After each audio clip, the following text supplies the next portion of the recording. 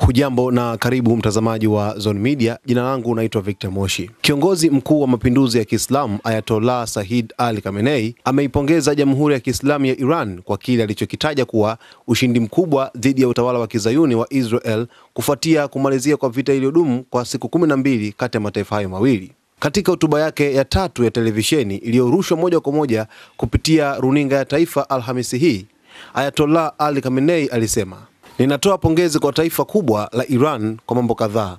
Kwanza kabisa nawapongeza kwa ushindi dhidi ya utawala bandia wa Kizayuni.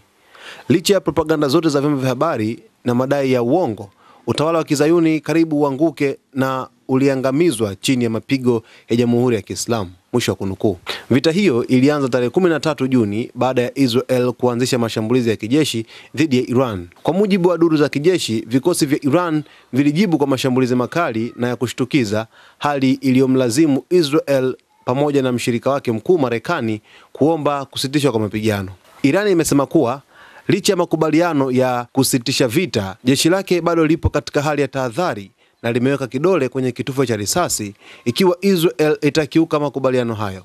Kauli ya Ayatollah Khamenei imekuja wakati ambapo hali ya tahadhari bado imetanda katika Mashariki ya Kati, huku dunia ikifuatilia kwa karibu mwelekeo wa uhusiano wa Iran na Israel baada ya vita hiyo. Wachambuzi wa siasa za kimataifa wanasema ushindi huu unaweza kuimarisha nafasi ya Irani katika eneo la Mashariki ya Kati na kubadilisha mizani ya nguvu baina ya mataifa hasimu. Ndugu mtazamaji wa Zone Media, hii ni taarifa kubwa sana ambayo inamhusu kiongozi huyu mkubwa kabisa kutoka nchini Irani, Ayatollah Said Ali Khamenei, akiipongeza Jamhuri ya Kiislamu ya Iran kwa kile alichokitaja kuwa ni ushindi mkubwa dhidi ya utawala wa Kizayuni wa Israel kufuatia kumalizika kwa vita iliyodumu kwa takribani siku 12 kati ya mataifa hayo mawili. Na raia wa Irani pia walifanya sherehe ya kusherehekea ushindi huu, wakiita kwamba ni ushindi ambao ni mkubwa katika historia ya taifa hilo. Bado waziri mkuu wa Israel Benjamin Netanyahu hajaijibu taarifa ya Ali Khamenei, na nikusihi mtazamaji, salia na Zone Media hapa